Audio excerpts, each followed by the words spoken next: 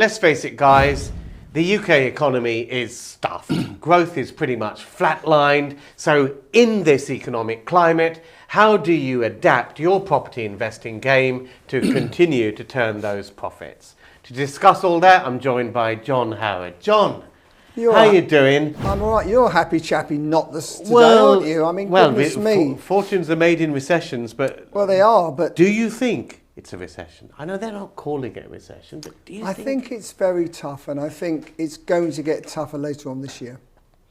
2026? Rebound? Or more of the same? Probably more of the same. I think it's going to be a bit of a grind. But there's opportunities, aren't there? You know, we've said on other shows, you know, there's opportunities at the moment, and you've got to make the most of it, and experience is very, very important, I think. We'll get onto those opportunities in a second, but I find it quite fascinating that the governments, this government and the last government, seem to cling on to this whole idea of there is some growth, 0.1% or 0.2% or something like that. And it's really... It's not technically a recession, but for most people in business, they're talking about economic climate that is a recession. Well, most people in business seem to think the same as us, Ranjan, that it's tough. Even the ones who are successful, very successful, it's a tough environment out there. And then you've got the general public. If you ask them, how do they feel? How do they feel? Do they feel better off than they were a year ago, 2 years ago, 5 years ago, 10 years ago? No, they don't. Inflation is really bitten hard, food inflation especially, and energy prices and all the rest of it. So I think people are feeling it. It's tough. It is tough out there. And we've talked about this previously, about how it's going to get a little bit tougher because of inflation, of course. We've got all sorts of things going up now, council tax and all of this sort of stuff. So people are, and of course, we've got this fiscal drag that the income tax thresholds never seem to be raised. So more and more people with inflation are feeling as though they're not earning as much as they used to. Well, I think the middle classes in this country really pay most of the tax. The very, very wealthy. Okay, people say they pay a lot of tax. Do they? They've got experts that things are offshore and all sorts. It's us, the middle classes, that pay all the tax in the UK. Well over 50% of the tax in the UK is paid by the middle classes. The younger people don't pay it. The older people don't tend to pay much either. So that's a major problem for everybody. And of course, the difficulty is if you are an entrepreneur and you've got the ability to employ 5, 10, 20, 30, 40 people, are you really going to take that? Why bother if they're going to tax the hell out of you? And of course, the fact that the thresholds haven't gone up means you're getting taxed more and more and more. And it's affecting more and more middle class people all the time. So, listen, every government's around the world's got the same problems to an extent. We spent 400 billion on COVID. I mean, looking back now, was that the right thing to do? Who knows? Well, we missed a trick. We should have got into the PPE business. I know someone who had a turnover of 10 million before that in PPE. To be fair, they're in PPE. The second year, they made a profit of 1.8 billion. That is true fact. We're friends with them, funnily enough. Even friendlier now. I bet you are. Now, we kind of differ a little bit in what we do, because I build out and I tend to keep and rent out. And you could argue that a rental exit is pretty piss easy. I mean, you can rent them out everything in a weekend and then refinance. But you sell on. You can in the south. You can in the M25. It isn't as easy everywhere else around. I promise you. No, but even if you have got something new in a lesser area, to get that first let, and therefore get the cash flow coming in to refinance. I agree. Yes, it is. It's much easier than selling on. And I wanted to ask you, because you do so much selling on, because of the economic recession, because of the fact that the job market is being hit, and when it's times like this, first-time buyers start to get jittery, don't they, about making their sort of house purchases. What are you doing differently when you're building a scheme to sell on? Are you factoring more time to sell? Yes, I Even think we must always factor more time than you think. Everyone thinks they'll sell them straight away. I love people that come to me and say, yeah, well, of course, they're going to sell within a few weeks. Oh, well, are they? And it's the last 2 or 3 or 4, depending, which is your profit, of course. You know, it might be it's 100, it might be the last 10 is your profit or whatever. So it's not about selling the first few. It's just selling about how, you know, can you sell the rest of them? When are you going to sell the final one? And it's a micro market, you know, so as Paul Mahoney always banging on Property Elevator, you know, it's a micro market, mate, because he's from Australia. That's my Australian accent. I thought he came from Wales, judging by your accent. Sorry about that. Carry on. Paul, if you're watching, I'm very, very sorry. The son I never had. So, you know, he's absolutely right. You know, you can have, Scotland at the moment is trading pretty well, surprisingly. You know, we've got 1 or 2 sites in Scotland and things look pretty good there. The Midlands, we've got stuff in the Midlands that's stuck a bit. You know, we've got stuff in East Anglia which is going quite well. So it really just depends where you are. And of course, you need to get the prices right in the first place. So many people say, I'll give it a go at 50,000 more. Well, in this market, that isn't the answer. There's people with a lot of choice. You want to put it on the market at what the agent thinks, or a bit less than what the agent thinks, because they normally are a little bit easy with the truth at times, and get them sold, because the interest will kill you if you're not careful. Interest will kill you. Now, when we've got economic growth, you've often got property price growth. Yeah. And that often acts as a second contingency, if you like, in a building project, because you planned for your flats to sell for 150, and by the end of the project, they turned out to be worth 165. So you've got that little extra cushion. It's not like that in times like this, so you can't rely on that second contingency. Well, if anything, you have to rely on it being less, not more. And of course, building costs have been a major problem last 2 or 3 years. You're factoring in a fall then, are you? So I factor in a bit of a fall, and I factor in my build costs going up. Yes. Now, you know, people say, well, how do you make a good deal work on that basis? Well, you have to have, you know, we work on normally certainly 15-20% contingency sometimes on build costs, because, you know, some things are unknown maybe still, and we work on a 5% reduction of what the agent thinks the sales price should be. So that's how we work it. And if it works on that basis, then we tend to go for it, depending on the time it takes to sell, and if it's in a very good area or not. Because if it's in a really good area, you can be more confident about things. If it's in a weak area, you know, it can be very, very challenging and difficult. But I think the most important thing at the moment is sentiment and interest rates. Because if interest rates keep coming down, then even if it doesn't make a lot of difference to the money they have in their pocket because of inflation, at least the sentiment, it makes people feel more confident about buying it. Yes. And I always look at it like this. You can have a couple. Most people buy in twos. They might get divorced in ones, but they buy in twos. And you normally have one part of the partnership that's more ballsy than the other, more aspirational perhaps, and the other one tends to be a bit more cautious. Well, in a bad market, or when the market goes down or interest rates go up, the cautious person's got an excuse, every excuse under the sun, or we shouldn't buy yet, we should wait, we shouldn't move to a bigger house because of this, that, and the other. They can be, you know, they've got reasons, you know, they've got reasons to be cautious. But when the interest rates go down, even they sound more positive. So, and it is a partnership at the end of the day. There's normally a more dominant force. We know which one that normally is of the partnership, don't we? And they're more aspirational on the whole. Women are more aspirational than men, interestingly. And with our estate agency brands, all the marketing we do is aspirational and based on women, not men, because we believe that women make 85 to 90% of the decision making when they buy a house, which is very interesting. I think that's true. I think that's definitely true.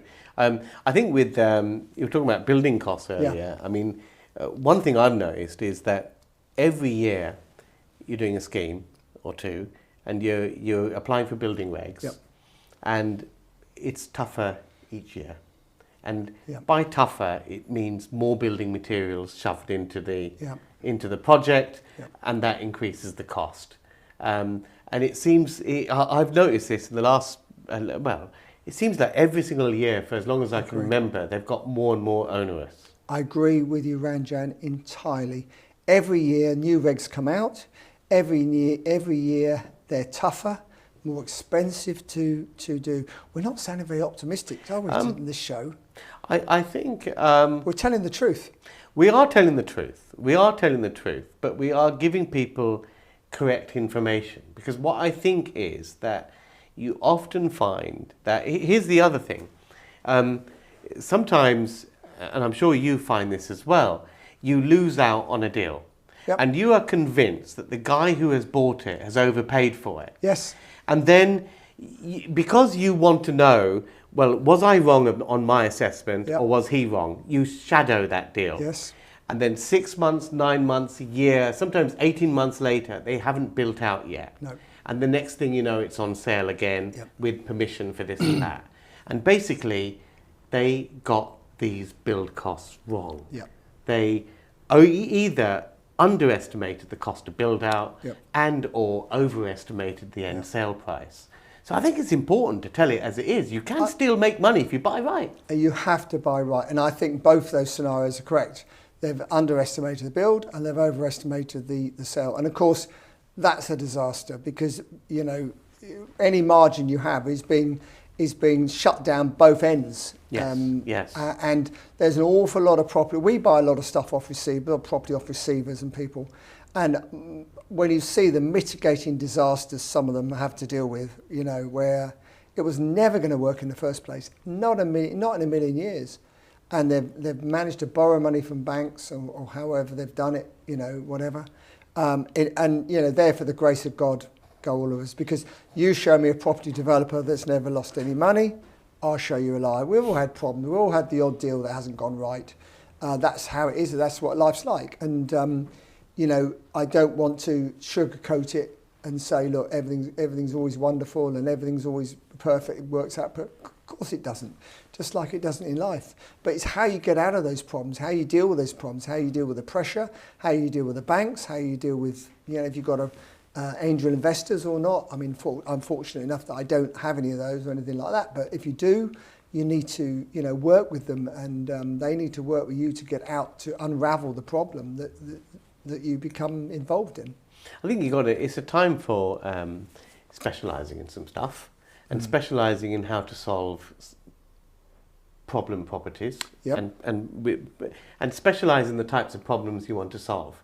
Because it is a time when those problem properties become far cheaper. Yes. And if you know how to solve them and you can cookie cut that, then yes, and I think the one thing, you know, when I help people and advise them and consult or whatever, one thing I say to them, what is your go-to deal? Because, you know, they say, well, we'll do this, we'll do that, we'll go anywhere, we'll do anything. I said, you won't get anything on that basis because no one knows what to offer you. So although you might do different things, you need to put your your money down on one thing. Is it PD scheme? Is it this and that? And what you've done, Ranjan, is, you know, you've promoted PD very successfully for yourself, and you've done an awful lot of PD deals. And people know you for that. You do lots of other things as well, but they know you for the PD than anything else. They probably know more what I do from developing because and doing high rise and different things, because, you know, that's where I've hung my hat, if you little bit, in the last few years, and I've done in the past as well. But I do lots of other things as well. But you need, you know, agents won't pick up the phone if they don't know what you do. So you need to make a decision. That's very true. And at least promote one. You'll get other deals as well, but promote one side of what you do. That's it. And lean on something. Yeah, absolutely. And if it's something that others don't do, so there's less competition, all the better. And it's about specialising in that and specialising it to a level of detail. With the permitted development stuff, permitted development first came in 2013, and I'd say for the first 3 or 4 years of that, it was vanilla. Yeah. And it was shooting fish in the barrel. Yeah. It was very easy to find. Yeah. And that habit. As the market has matured and more people know about it, and it's not that I've been necessarily teaching people, which I have, it's just that now there are more PD deals which are out there and built. Yes. So people know this was an office 5 years ago, and look at it now. This. I could do that. I could exactly. do that. Yeah. So because the obvious vanilla stuff is obvious to everybody, what you have to then do to stay ahead Find something different. No, is deep dive further and get more specialists in it. You can, and then turn things round in a... you're not looking for the vanilla office to resi or shop conversion with two. You're layering multiple strategies on the same deal and really getting your value that way. Yeah, it's interesting you should say that, because I end up doing more and more sophisticated deals to make the same margins that I made 10, 20, 30, 40 years ago. What margins were you making at that time? Good margins. Go on, percentage-wise.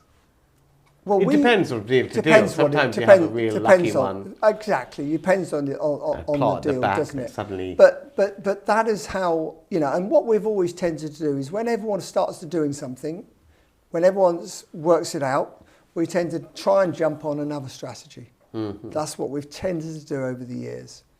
But it's got harder and harder. And I think property is much harder now than it was 10 years ago. Do you think so? Yes, but it's harder. But no, it's not harder. I think you have to work smarter. Well, there's more competition. There is more competition, but I think once you start specializing in something, you really know your game.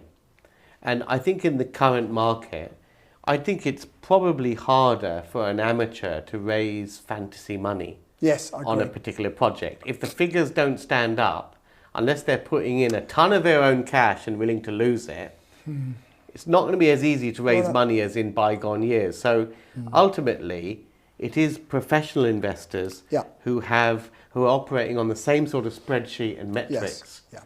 The difference is hopefully we don't miss anything out, so that we're all working on this. Like you said, we're working off the same hymn sheet. Whereas you might get someone with less experience that goes, "Oh, I didn't know about that. I didn't know about it. No wonder I bought it." And then you find it's back on the market. Yes. Normally for less money, by the way. Yes. But I think those guys are, unless they've got a ton of cash behind them, they're less prevalent than they were a few years ago. I agree. I think there's less competition for the more sophisticated deals. A number of people have got their fingers burnt, including investors and banks. And of course, the other thing is this second charge lending is very hard to get. This mezzanine, they call it mezzanine lending, second charge lending, where another bank comes in to lend on the more risky part of it, the higher the percentage. That's virtually disappeared. Not completely, but the mezzanine lending funding, it has virtually disappeared. And of course, a lot of these deals stacked up because of that, and don't stack up anymore because you need to find 40% to put into it. So that has changed things as well. That has changed things. That has changed things a lot. I think it's harder to get. I think it's also more difficult to get the first charge guy to accept it. Yes, absolutely, because so many second charge lenders or mezzanine funders have been lost all their money doing it, and of course also it makes with certain banks it makes them nervous, the fact you need second charge lending more than anything else. It tells more about you probably and your financial situation than it should. I think the title of this subject of this video is adapting, really. And I think my biggest message for people out there is to recognise, no matter what the agent tells you, it's a buyer's market. Absolutely, buyer's market. And you put in your offer based on what it's worth to you. And don't get. I get people say to me, "Oh well, the agent says it's worth this." I say, "Well, I don't care what the agent thinks. I'm not interested, or what the receiver thinks, or what the owner thinks. What's it worth to you? Work your figures out and ignore them. Work your figures out and bid on what you think it's worth." And the other thing that I advise people as well on this, when we talk about offer strategy and bidding strategy, is even if you don't get this property, this deal, because it goes to someone else, if you've put in a credible offer, then that sets you up for next time. Well, it sets you up for next time, but also quite often... With the same agent. Yeah, with the same agent. And quite often, don't forget, 30 to 40% of these deals don't happen. It comes back on the market. It might sell again, fall through again. You know, we end up looking at deals we looked at a year and a half ago and it was still there because it's fallen through so many times. So always track it. Always keep tracking deals. Always keep tracking deals because until they've exchanged, they're not sold. But I also think that because of it's a buyer's market, particularly for commercial properties or properties where lots of work is required and there's value enhancement through permitted development or planning, the doors are wide open for conditional offers. Yes. If there are not many buyers in town, and you're willing to offer them a sensible price, but with conditionality, then your quid's in. Well, I think de-risks it, and also means you're not financing it. It de-risks it, stops it being needed to be financed. You know, all options are on the table, for want of a better word, aren't they? Really, I agree with you. I mean, that's difficult if it's probate because it's very tricky to do probate. If it's a receivership, can't do that either. But anything in between, you certainly can. And of course auctions, which you can't do. You've got to be ready to go with auctions. Yeah. Are you a buyer at auctions at the moment? Well, I'm a looker and I'm a bidder after the auctions. After the auctions? After the auctions, yeah. And we've done that strategy for a long, long time.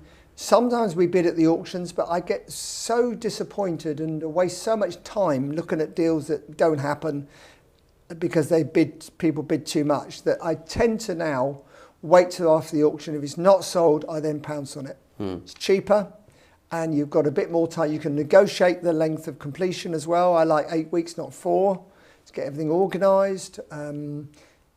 We're fortunate that we can pay cash most of the time at auction. If you've got to get a mortgage, you definitely need more than 4 weeks, really, I think. And after the auction, you know, what is the owner going to do? It's probably been on the open market, not sold, gone in an auction, not sold.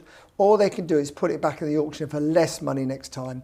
And whatever they say about the last bid was, you know, 299,000 and the reserve was 300. Well, there was never a bid at 299,000. Don't worry about that. And you always bid after the auction. You always bid less after the auction because they should have taken that money in the auction. Absolutely. I think with the auction properties, one thing that's different, say, from 20 years ago is the ability to finance an auction purchase. Yes, quickly, yeah. Quickly with bridging loans. And I think that's why some people end up overpaying a little bit. I agree. Because they can get the funding. They can, but it's still stressful, isn't it? I mean, you and I can, you know, we haven't got the same financial problems as some and challenges. But even so, I find buying an auction a little bit stressful funding-wise. I mean, I feel, you know, when we can pay cash for them and then finance them later, it's a much better strategy if you can do it. Not everyone can do it, and some people have to take the view. But I mean, a month is quite tight. Month is quite tight, but I think we're forgetting that compared to a few years ago, many auction houses are doing double the amount of sales per year. They are, yeah. And Absolutely. each catalogue has more than double the number of lots. And interestingly, you know, I owned Auction House UK many years ago with my partner and so on. We sold it in 2019, 2020, something like that. And you know, we tried online auctions very early on and we couldn't get any traction. Amazing, isn't it? COVID comes along and suddenly now you can't get people back in the room, which I think is criminal because, you know, it's theatre and it's where you meet new like-minded people, you know, and networking and so on. And it's a shame that most auction houses aren't back in the room, I think. Yes, I mean, I think, but I would argue that it has opened it up. Even more. To that and Homes Under the Hammer. Lot more people than ever before. I agree. Because and the other thing is, as a buyer, even as a professional buyer, in the old days when you're traipsing down to an auction and you're only tracking 2 lots or whatever, you do get a little bit emotionally attached to the time that you've spent. Well, it's much easier online. You don't have any of that at all. No, it's interesting to say that. Many a time I've driven back from an auction late at night from somewhere with my banker's draft, as used to happen those days, still in my hand because the first bid was more than we wanted to bid in our final bid. You know, the first bid was more. And I've driven 4 hours for that, you know. But that's how the game was.